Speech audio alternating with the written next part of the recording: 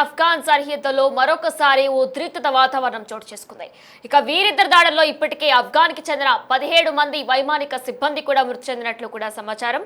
ఇక ఈ ఘటనలో 17 మంది మృతి చెందారు. ఇటీవల పాక్ లో ఆత్మాహుతి దాడుల నేపథ్యంలోనే ప్రతీకార దాడులకు పాకిస్తాన్ సైన్యం పాల్పడుతుంది. డ్రోన్స్ తో రెచ్చిపోయింది పాక్ సైన్యం. నాగ్రహార్ పాక్టికా ప్రావిన్స్ లో అర్ధరాత్రి కాల్పులు చోటు చేసుకున్నాయి. ఆఫ్ఘాన్ పౌరుల నివాసాలపై బాంబులతో విరుచుకుపడ్డారు పాక్ సైన్యం.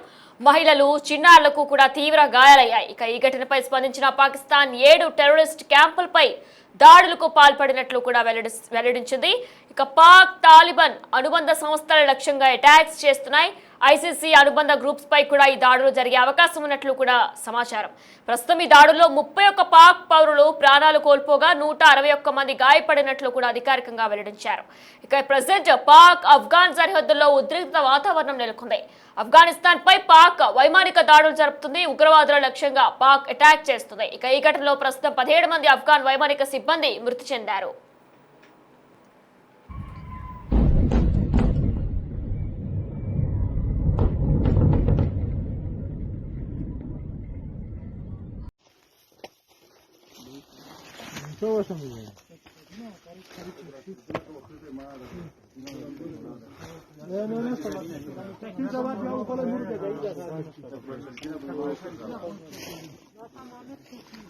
هو دائما من رصاده دفتري واشتري هذا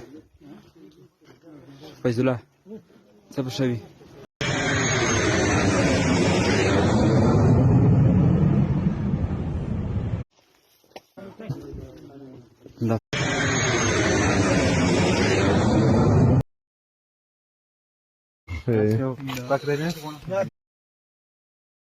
ఇదే అంశానికి సంబంధించిన పూర్తి డీటెయిల్స్ మా అసిస్టెంట్ ఎడిటర్ రామదాస్ అందిస్తారు. రైటర్ రామదాస్, మనం చూసుకున్నట్లయితే ప్రస్తుతం పాక్ ఆఫ్ఘనిస్తాన్ మధ్య కూడా ఉద్రిక్తత వాతావరణం నెలకొంది. దాదాపు 17 మంది ఆఫ్ఘాన్ కి చెందిన వైమానిక సిబ్బంది కూడా మృతి చెందినట్లు కూడా తెలుస్తుంది. దీనికి సంబంధించిన పూర్తి డీటెయిల్స్ ఏ విధంగా ఉన్నాయి? ఆఫ్ఘనిస్తాన్ భూభాగంపై ఎప్పుడైతే 2021లో తాలిబాన్లు ప్రభుత్వం చేపట్టిన తర్వాత మళ్ళీ ఆఫ్ఘనిస్తాన్ పాకిస్తాన్ మధ్య వరుసగా ఉద్రిక్తతలు చోటు చేసుకుంటున్నాయి. ఇటీవల కాలంలో కూడా మనకు ఆ దాడుల సంగతి తెలిసింది. తాజాగా మరొకసారి పాకిస్తాన్ ఆఫ్ఘనిస్తాన్ లోని టెర్రర్ శిబిరాలపై దాడి చేసినట్టుగా చెప్తోంది. పాకిస్తాన్ యుద్ధ విమానం అయితే గర్జించిన పరిస్థితి. ఆఫ్ఘనిస్తాన్ భూభాగంపై తీవ్రమైన దాడులు అయితే చేసింది.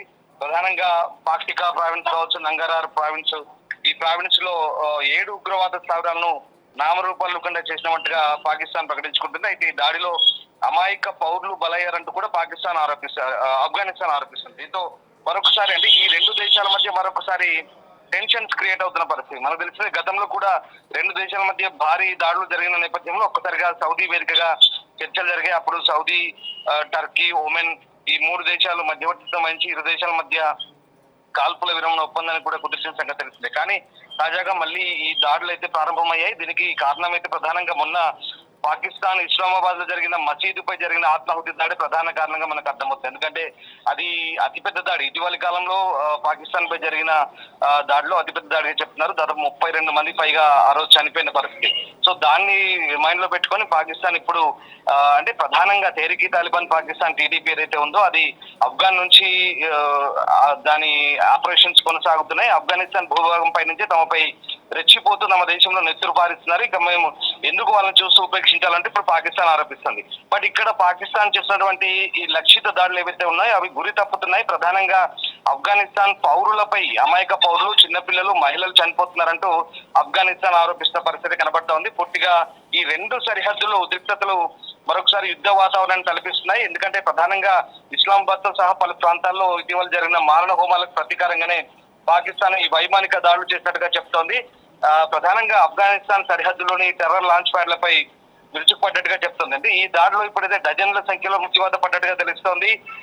నిఘా వర్గాల సమాచారంతో అంటే పక్కా ఇన్పుట్స్ తో అత్యంత ఖచ్చితత్వంతో ఈ ఆపరేషన్ నిర్వహించినట్లుగా పాకిస్తాన్ చెప్తుంటే మాత్రం ఆఫ్ఘనిస్తాన్ ప్రభుత్వం మాత్రం తమ పౌరులను లక్ష్యంగా చేసుకుని ఈ దాడులు చేసినట్టుగా చెప్తోంది. అంటే పాకిస్తాన్ సమాచార మంత్రి అతావుల్లా తరార్ చెప్తున్నటువంటి అంశాల ప్రకారం Tehreek Taliban Pakistan, Islamic state Khorasan province ISKP అంటారు. సో ఈ రెండింటికి చెందినటువంటి 7 ప్రధాన స్థావరాలను పాకిస్తాన్ లక్ష్యంగా చేసుకుంది. ప్రధానంగా అంటే ఇప్పుడు రంజాన్ ప్రారంభమైంది.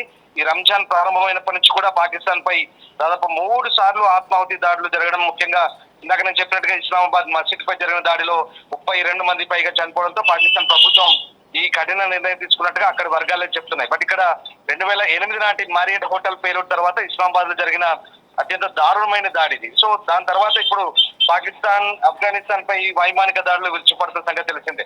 ప్రధానంగా ఇక్కడ ఆఫ్ఘనిస్తాన్ ప్రతినిధి జబీవుల్లా ముజాహిద్ ఈ దాడులను తీవ్రంగా ఖండిస్తున్నారు. ప్రధానంగా ఈ నంగరర్ పాక్టికా ప్రావిన్స్ లో నివాస ప్రాంతాలపై బాంబులు వేస్తున్నారు, అంటే సివిలియన్స్ పై బాంబులు వేస్తున్నారు, దీంట్లో మహిళలు చిన్నారులు చనిపోతున్నారంటూ వాళ్ళు ఆరోపించిన పరిస్థితి.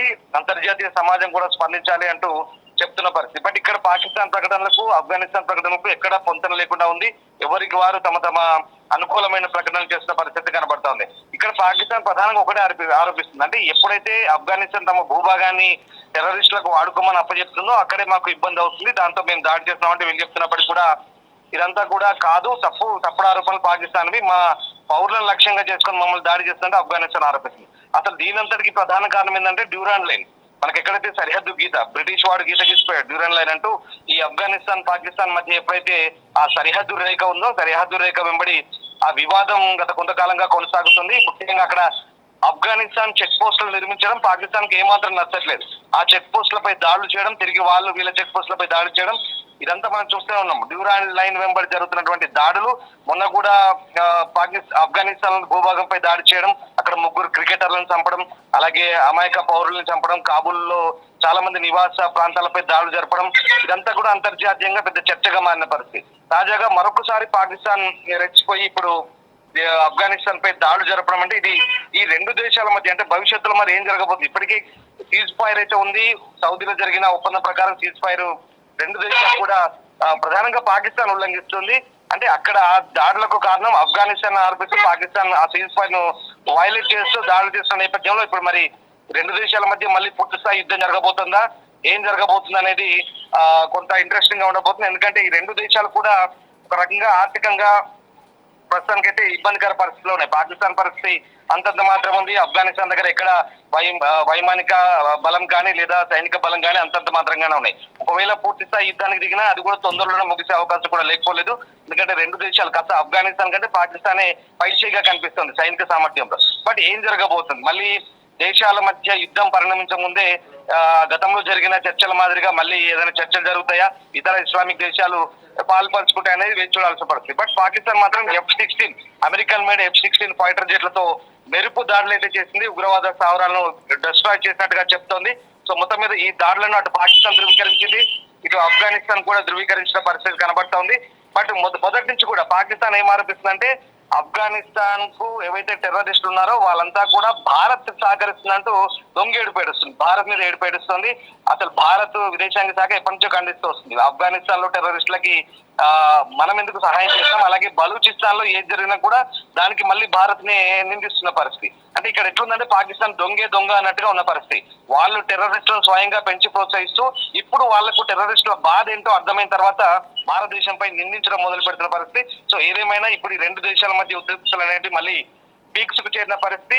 ఎప్పటికప్పుడు భారతదేశం కూడా ఈ దాడులను సంబంధించి నిశ్చితంగా గమనిస్తుంది. సో ఏం జరుగుతుందంటే ఇప్పుడు ప్రధానంగా తెహ్రీక్ తాలిబాన్ పాకిస్తాన్ టార్గెట్ గానే, ఇందాక మనం చెప్పినట్టుగా Islamic state Khorasan province target గానే పాకిస్తాన్ ఈ దాడులు చేస్తుంది. సో డజన్ల సంఖ్యలో జనాలు మృతి చెందినట్టుగా తెలుస్తుంది. అధికారికంగా కొంత సంఖ్య ప్రకటించినప్పటికీ ఇంకా అనధికారికంగా మృతుల సంఖ్య ఖచ్చితంగా పెరిగే అవకాశం ఉన్నట్టుగానే మనకు అర్థమవుతాం. Right Ramdas, thanks for the details. Pak Afghan సరిహద్దుల్లో ప్రస్తుతం ఉద్రిక్త వాతావరణం నెలకొంది. ఆఫ్ఘనిస్తాన్ పై పాక్ వైమానిక దాడులు చేస్తుంది, ఉగ్రవాదుల లక్ష్యంగా పాక్ అటాక్ చేస్తుంది. ఇక ఈ ఘటనలో ప్రస్తుతానికి 17 మంది ఆఫ్ఘాన్ వైమానిక సిబ్బంది మృతి చెందారు. ఇటీవల పాక్ లో ఆత్మాహుతి దాడుల నేపథ్యంలోనే ప్రతీకార దాడులకు పాల్పడుతుంది పాకిస్తాన్ సైన్యం. డ్రోన్స్ తో రెచ్చిపోయింది. నాగ్రాహర్ పాక్రిక్ ప్రావిన్స్ లో అర్ధరాత్రి కాల్పులు జరిగాయి. ఆఫ్ఘాన్ పౌరులు నివాసాలపై బాంబులతో విరుచుకుపడ్డారు పాక్ సైన్యం. మహిళలు, చిన్నారులకు కూడా తీవ్ర గాయాలయ్యాయి. ఈ ఘటనపై స్పందించిన పాకిస్తాన్ 7 టెర్రరిస్ట్ క్యాంపులపై దాడులకు పాల్పడినట్లు వెల్లడించింది. పాక్ తాలిబాన్ అనుబంధ సంస్థల లక్ష్యంగా అటాక్స్ జరుగుతున్నాయి. ICC అనుబంధ గ్రూప్ పై కూడా ఈ దాడులు జరిగే అవకాశం ఉంది.